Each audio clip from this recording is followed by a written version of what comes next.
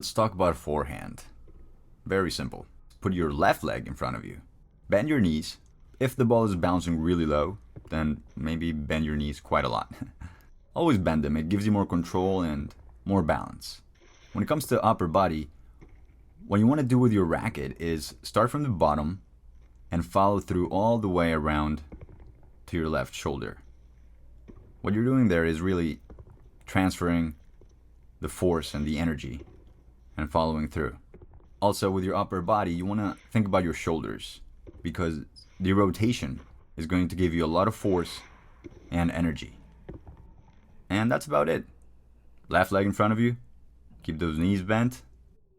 Remember, when it comes to your upper body, make sure your shoulders are rotating to help you use your body weight and transfer that into force and follow through. Thanks for watching. If you want to watch more content like this, hit that follow button and share it with your friends.